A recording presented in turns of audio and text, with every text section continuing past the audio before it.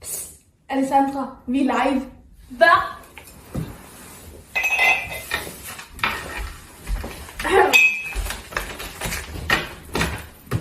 Hej, og velkommen til Quarter 4. I dag vi skal snakke om en aktuel emne, abort. Nu skal vi gå til Huda. Hun er ude på Strøg i Rådhus Plus. Og hun skal interviewe en teenager fra 15 til 20. Så skal vi gå til hun. Tak, Alessandra. Lige nu er vi her på Rådhuspladsen med mig, og jeg skal interviewe et par teenagers. Nye lov, som vi kan starte i 2025, den 1. juni. Ja, det er som abort. Det er, når man er fra 15 til 18, så er det, lovligt for abort. Uden forældretilladelse. Så man har begge behov.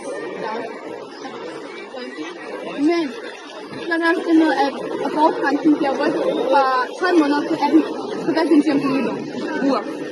Det synes jeg, der er meget fint. Var der færdigt? Ja,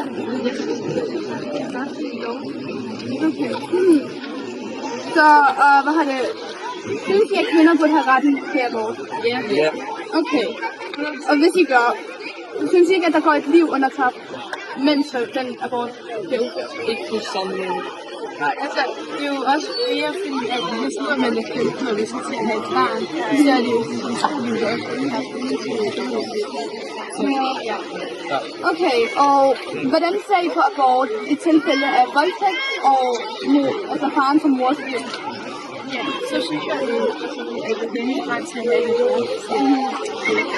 Okay. Kender I nogen, der selv har haft abort? Okay, har I støttet? Er nogen af vores venner? Ja, eller nogle familiemedlemmer? Ja, overhovedet nogen? Ja. Okay. So what do you guys think about that law? And also, the abortion can go from 12 weeks to 18 now. I think that's good. I think that it's important that people have the opportunity to choose what happens with their bodies if they're not in an environment with their family where they feel safe. So I feel like if someone needed access to that, I feel like there's a lot of situations where that can be really helpful. I definitely agree. I think it's your body, your choice, and so I think having the teenager have the right to say what they want to do is really important. Yeah. Do you think that women should have the right for abortion? Absolutely. Yeah. Okay, but what about the life that was lost anew? The most common argument, and I'm actually talking about this with one of my classes in college, is that it's not actually a life that's being taken, more it's, you could argue that it's more of like just a cellular sort of, it's not necessarily a being, but it's more of a sort of clump of cells that is only dependent on like, the body that it is inhabiting. So I think when you're taking a life, you're not really taking a real life. I agree.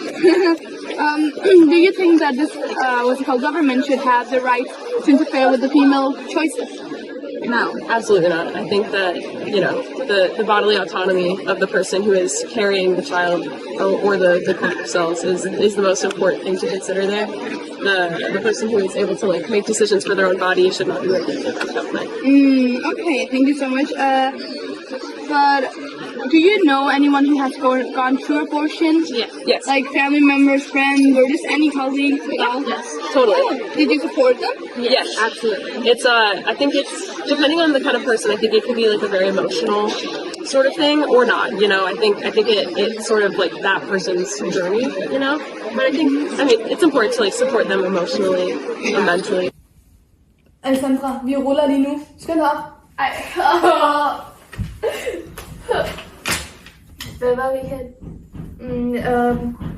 Lila. Nå, ja. Vi er færdige til Huda. Vi er færdige med Huda. Så i dag vi skal videre til Lila. Hun er ude i Tivoli Garden, og hun skal interviewe en gamle menneske. Så skal vi til Lila. Tak, Alessandra. Jeg vil her på Banegården interviewe et par ældre venner. Hej, der kommer en ny lov. Det er, at kvinder nu kan få abort til 15 uden samtykke for deres forældre. Og så begrænser deres rykker 18 uger til 12 uger til 18 uger. Og det bliver så det 1. juli 2025. Har I hørt om den? Jeg har godt hørt noget. Ja. Jeg synes, det er en god idé, at man rykker godt over det hele, der spiller samtykke. Og hvad der tager det selv her nu? Hvor er de nu? Når de er 15, eller er det kun, når de er 18? Det må jeg lige finde. Er det med nye lov? Ja. Og I er også for abort? Ja, det er absolut. Ja. Og I mener overhovedet ikke, der går et liv tabt under abort? Nej. Det er tværtimod, så tror jeg, at de kan få en dårlig liv. Synes I, at regeringen bestemmer for meget over, hvad kvinder må ved deres abort? Ja, det synes jeg. Ikke her i landet. Der er andre steder i verden, ja. Men ikke her i Danmark. Kender I nogen, som har haft abort? Det behøver jeg ikke at svare på. Jo, det gør vi. Ja. Okay, har I støttet den? Har I støttet den? Støttede I den i beslutning til, at de skulle have den abort? Ja. Ja, altså nogle gange. Jeg nogen har fået det efterfølgende, de har fået den, men det har jeg ikke haft noget på. Det synes jeg bare okay. Det er deres beslutning. Det er deres beslutning. Hvad nu? Ej. Ja.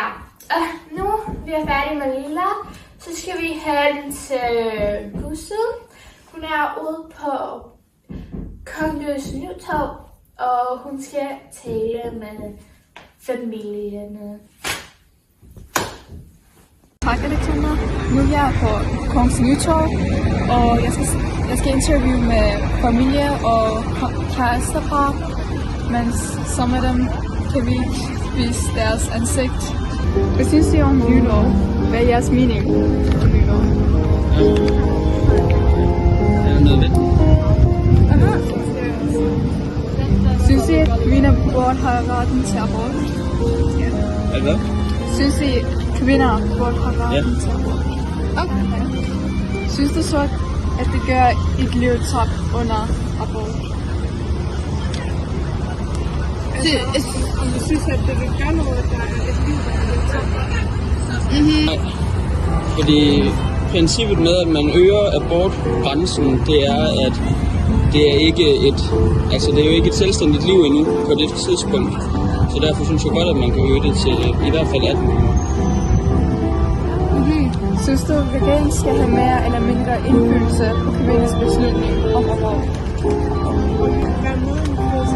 Mere medindflydelse, det tror jeg ikke, man kan.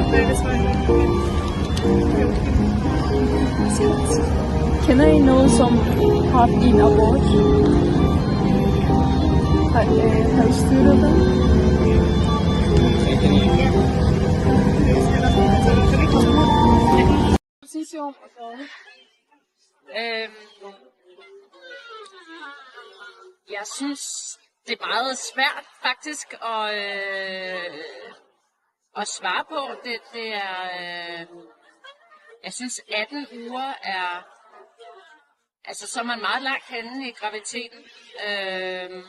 Jeg synes, det er helt fint, at altså jeg går fuldstændig ind for abort. Men det er meget, meget hårdt, tænker jeg, at få en abort, når man er 18 uger henne, fordi der har man altså kunne mærke liv inde i sin mave længe og sådan noget. Men hvis jeg synes, det er okay, at hvis man står i en situation, hvor man er helt sikker på, at man ikke skal have barnet, at man får en abort, hvis det er det, man har behov for. Synes I, at kvinder burde have retten til abort? Ja. Synes du så ikke, at det gør et liv tabt under abort? Det gør der jo. Det gør der jo.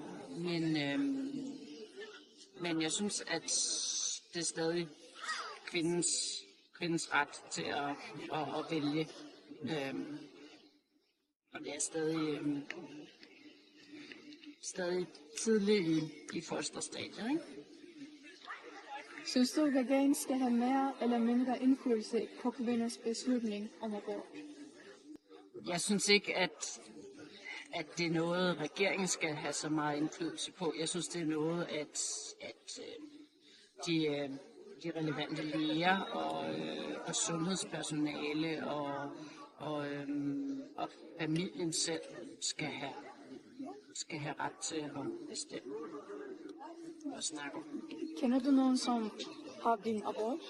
Ja. Har du støttet dem? Ja. Så det var alt for i dag, vi har til jer. Så vi ses næste gang, og tak for det!